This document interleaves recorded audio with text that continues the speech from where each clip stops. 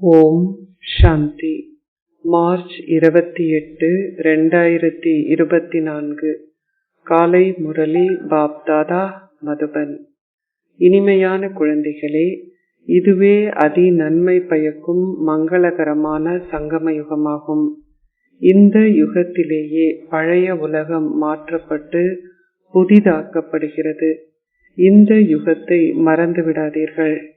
கேள்வி: தந்தை இளைய முதிய குழந்தைகளாகிய உங்கள் அனைவரையும் தன்னை போன்று ஆக்குவதற்கு எந்த அன்பான கற்பித்தல்களை கொடுக்கின்றார்? பதில்: இனிமையான குழந்தைகளே, இப்பொழுது தவறுகள் எதனையும் செய்யாதீர்கள்.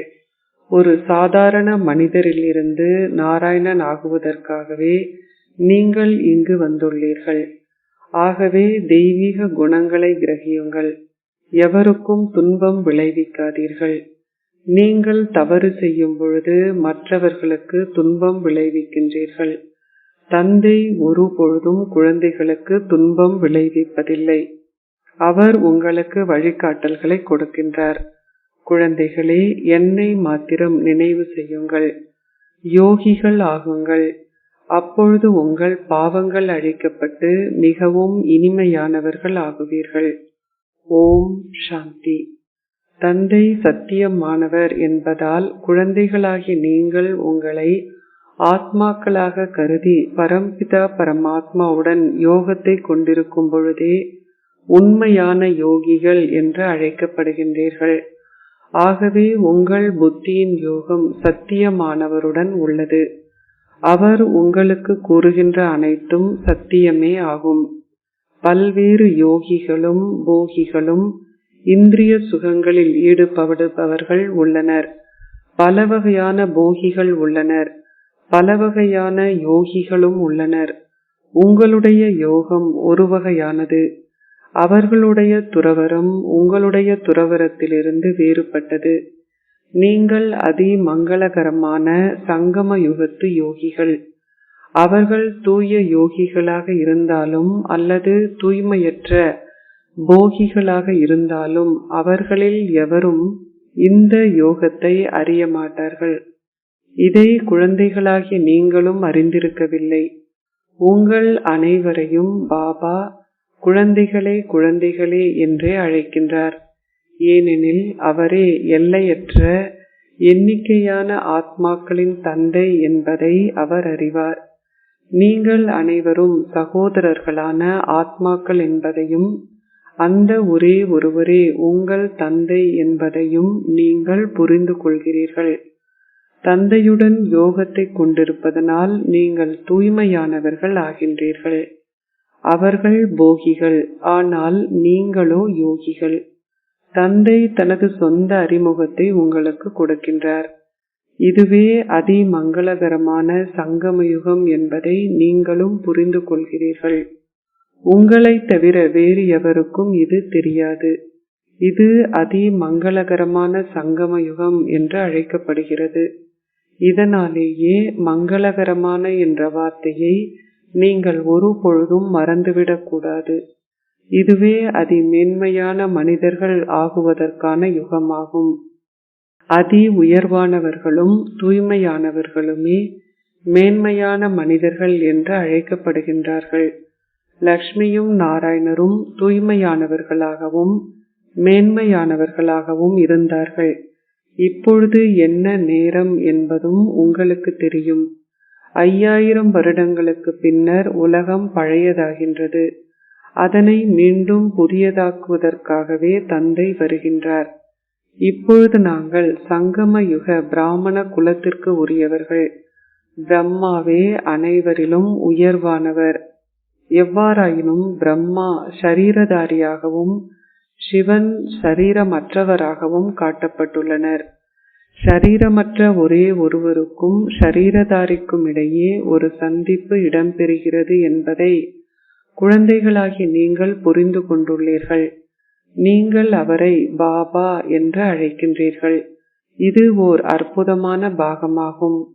இவரும் புகழப்படுவதுடன் இவருக்கும் ஆலயங்களும் கட்டப்பட்டுள்ளன. ஓர் ரதத்தை சிலர் ஒரு விதமாகவும் மற்றொருவர் வேறு விதமாகவும் அலங்கரிக்கிறார்கள்.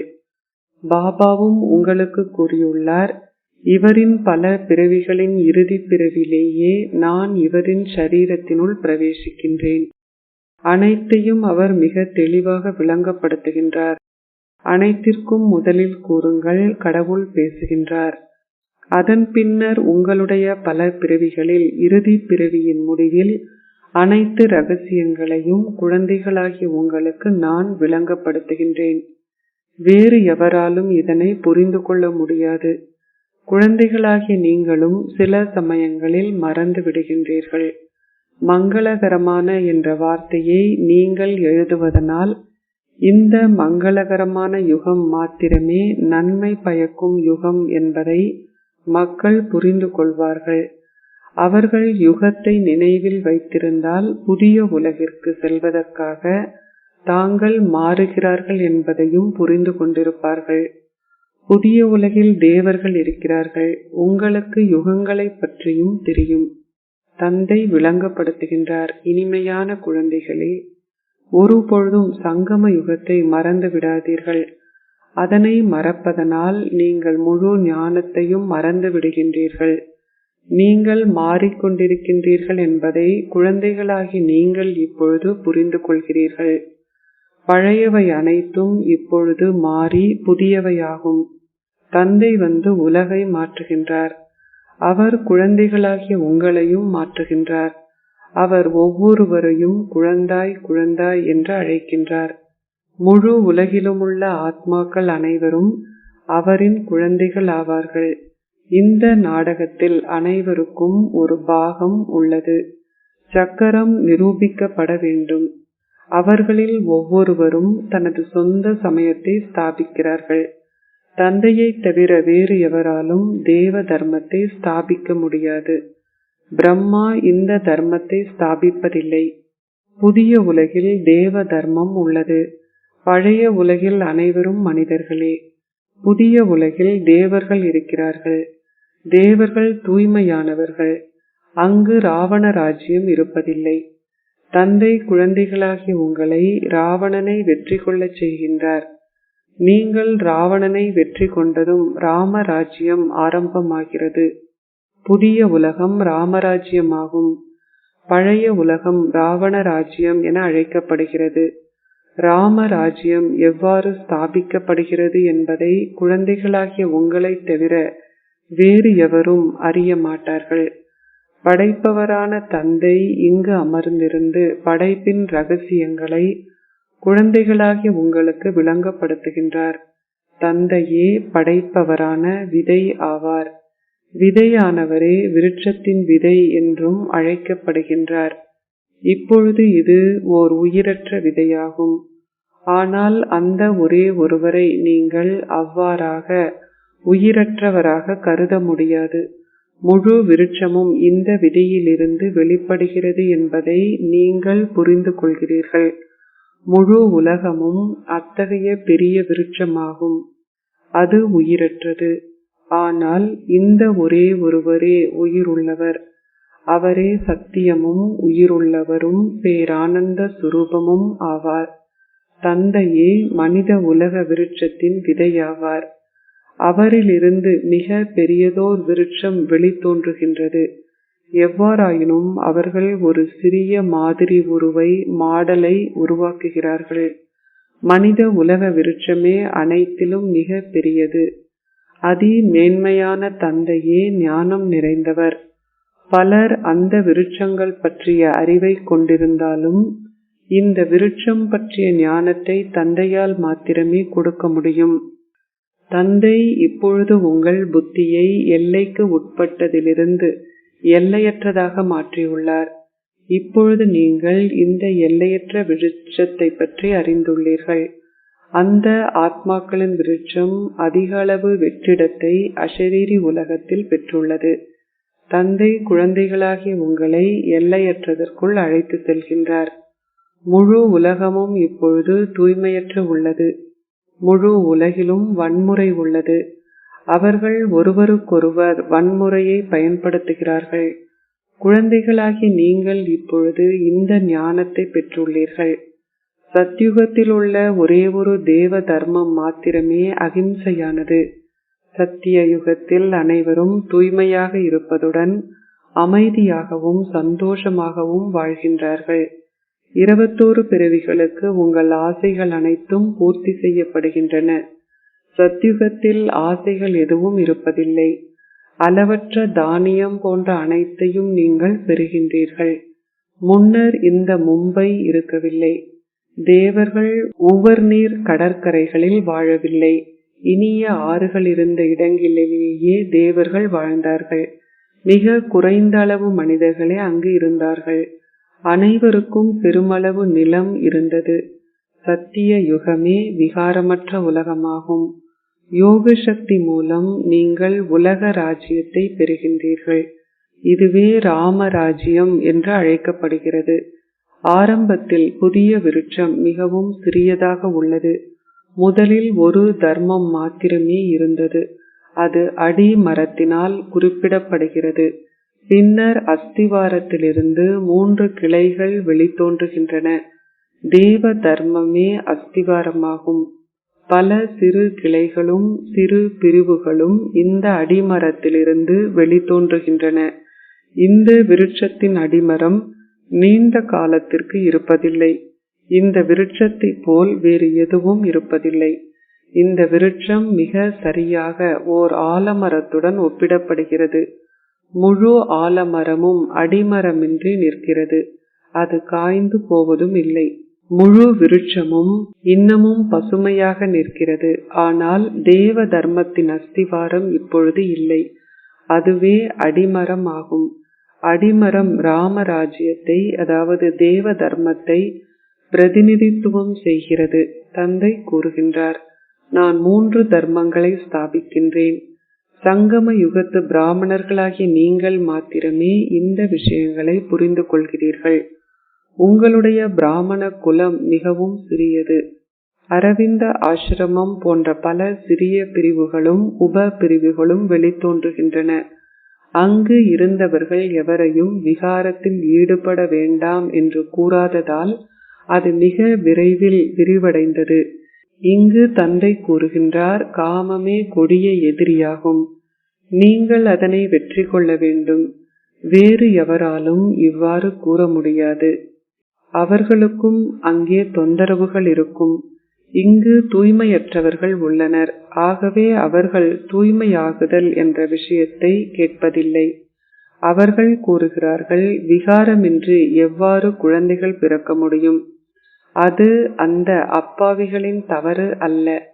காமமே கொடிய எதிரி. அதனை வெற்றி கொள்வதன் மூலம் நீங்கள் உலகை வென்றவர்கள் ஆகலாம் என்பது கடவுளின் வாசகம் என்று கீதையை கற்பவர்கள் மேற்கோள் காட்டுகின்றார்கள். எவ்வாறாயினும் அவர்கள் இதனை புரிந்து கொள்வதில்லை. அவர்கள் இந்த வார்த்தைகளை மேற்கோள் காட்டும் பொழுது நீங்கள் அவர்களுக்கு விளங்கப்படுத்த வேண்டும். ஹனுமன் சப்பாத்துகளுக்கு அருகே அமர்ந்திருப்பது போல் நீங்கள் சென்று வெளியே அமர்ந்திருந்து கேட்க வேண்டும். அவர்கள் இந்த வார்த்தைகளை கூறும் பொழுது அதன் அர்த்தம் என்னவென்று அவர்களை கேளுங்கள். தேவர்கள் உலகை வென்றவர்களாக இருந்தார்கள். தேவர்கள் ஆகுவதற்கு நீங்கள் விகாரங்களை துறக்க வேண்டும். ராமராஜ்யம் இப்பொழுது ஸ்தாபிக்கப்படுகிறது என்பது உங்களுக்கு தெரியும் என்றும் நீங்கள் கூறலாம். நீங்கள் மகா வீரர்கள், தைரியமான வீரர்கள். இதில் பயப்படுவது என்ற கேள்விக்கு இடமில்லை. நீங்கள் அவர்களிடம் பெரும் அன்புடன் கேட்க வேண்டும். சுவாமிஜி, இந்த விகாரங்களை வெற்றி கொள்வதன் மூலம் நீங்கள் உலக அதிபதிகள் ஆகலாம் என்று கூறினீர்கள். ஆனால் எவ்வாறு நாங்கள் தூய்மையானவர்கள் ஆகலாம் என்று நீங்கள் கூறவில்லை. குழந்தைகளாகி நீங்கள் இப்பொழுது தூய்மையானவர்களாக இருக்கின்ற மகா வீரர்கள் ஆவீர்கள். மகா வீரர்களே வெற்றி மாலையில் கோர்க்கப்படுகிறார்கள்.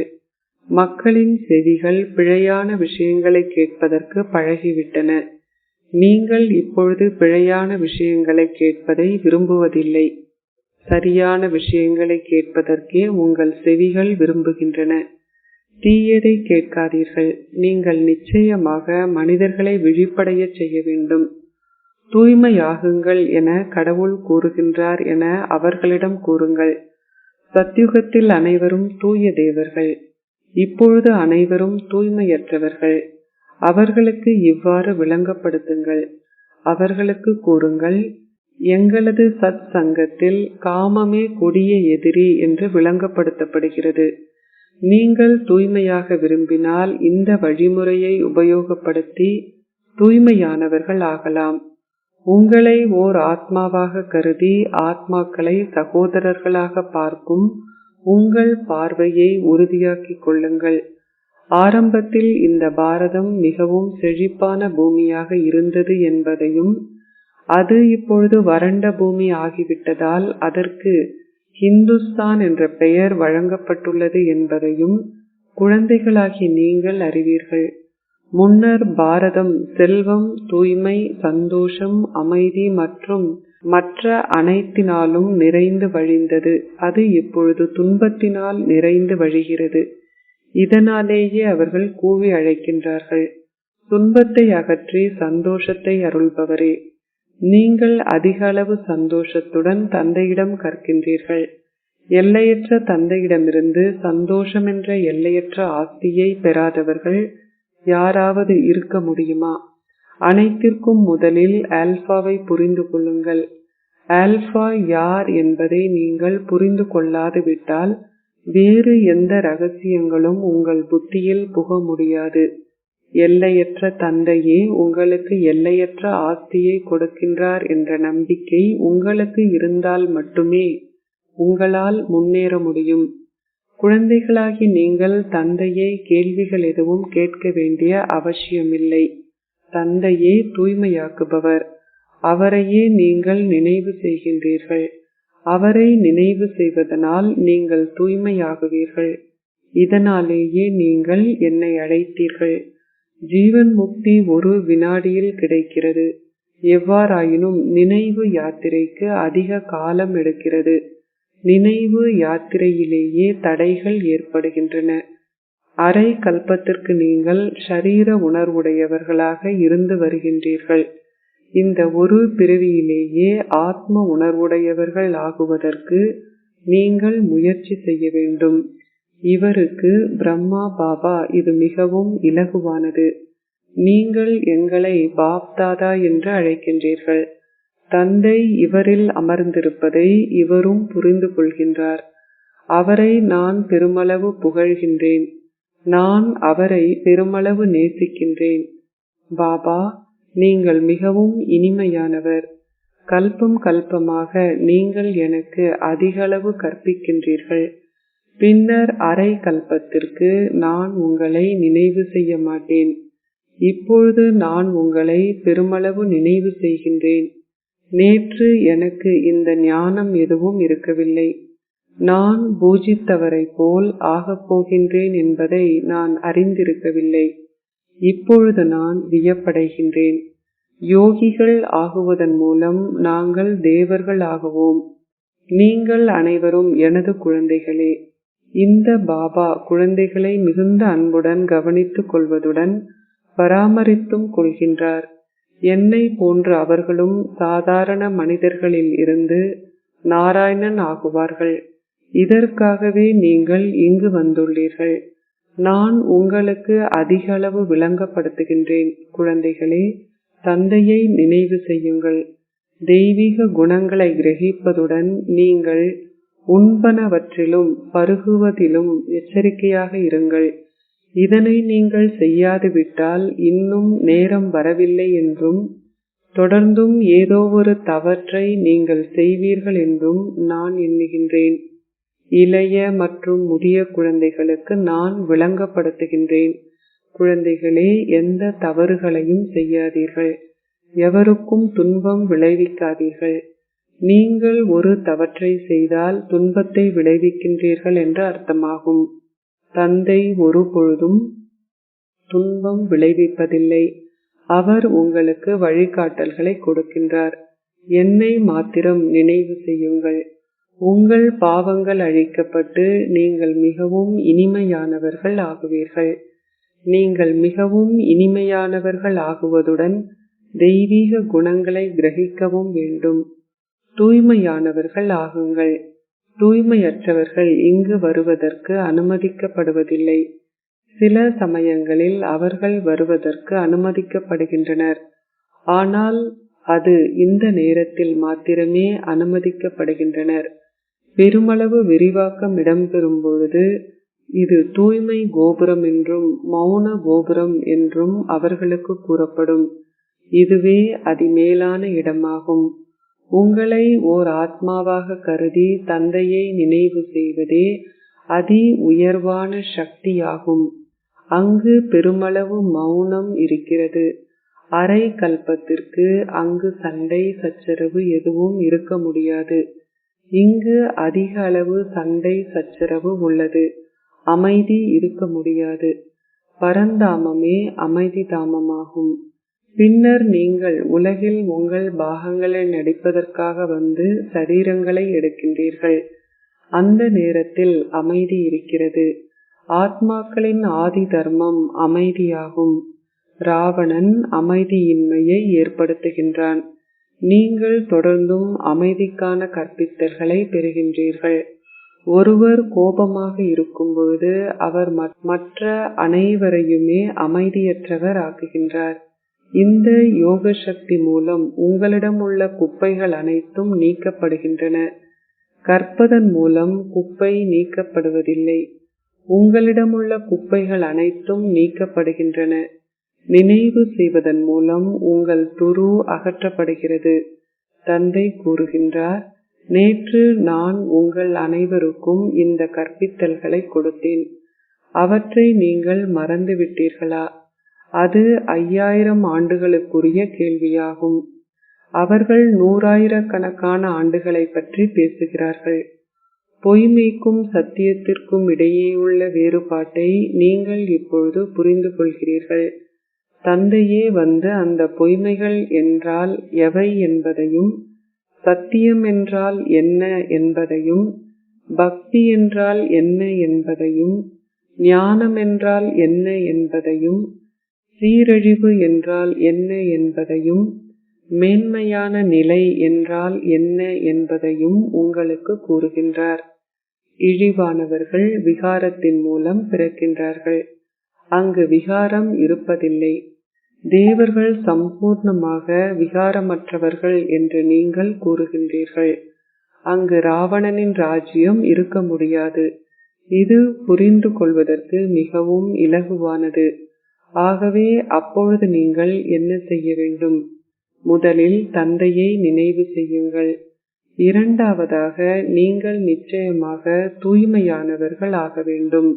அச்சா, இனிமையிலும் இனிமையான அன்பிற்குரிய, எப்பொழுதோ காணாமல் சென்று இப்பொழுது கண்டெடுக்கப்பட்டிருக்கும் குழந்தைகளுக்கு உங்கள் தந்தை தாயாக இருக்கும் பாப் தாதாவின் அன்பும் நினைவுகளும் காலை வந்தனங்களும். ஆன்மீக தந்தை ஆன்மீக குழந்தைகளுக்கு நமஸ்தே கூறுகின்றார். ஆன்மீக குழந்தைகள் ஆன்மீக தந்தைக்கு நமஸ்தே கூறுகின்றோம். தாரணைக்குரிய சாரம் 1. தூய்மையாகுவதில் மகாவீரர்கள் ஆகுங்கள். உங்களுக்குள் இருக்கின்ற குப்பைகள் அனைத்தையும் நினைவு யாத்திரை மூலம் அகற்றுங்கள். உங்கள் ஆதி தர்மமான அமைதியில் உங்களை நிலை நிறுத்துங்கள். அமைதியின்மையை பரப்பாதீர்கள். 2. தந்தை உங்களுக்கு கூறுகின்ற சரியான விஷயங்களை மட்டும் கேளுங்கள். தீயவற்றை கேட்காதீர்கள். பிழையானவற்றை கேட்காதீர்கள். அனைவரையும் விழித்தெழச் செய்யுங்கள். இந்த மங்களகரமான யுகத்தில் மேன்மையானவர்கள் ஆகுவதுடன் அவ்வாறு ஆகுவதற்கு மற்றவர்களையும் தூண்டுங்கள். ஆசீர்வாதம். நீங்கள் சதா ஆரோக்கியமானவர்களாக இருந்து உங்கள் ஆன்மீக சக்தியின் அடிப்படையில் பௌதீக சக்தியை அனுபவம் செய்வீர்களாக. இந்த அலௌகிக வாழ்க்கையில் ஷரீரம் ஆத்மா இரண்டினதும் ஆரோக்கியம் முக்கியமானது. ஓர் ஆத்மா ஆரோக்கியமானவராக இருக்கும் பொழுது கர்ம கணக்கு எதுவும் அல்லது ஷரீரத்தின் நோய் எதுவும் ஒரு சிலுவையில் இருந்து முல்லை போல் ஆகின்றது. உங்கள் ஆதி ஸ்திதியின் காரணமாக நீங்கள் உங்களை ஆரோக்கியமானவர்களாக அனுபவம் செய்கின்றீர்கள்.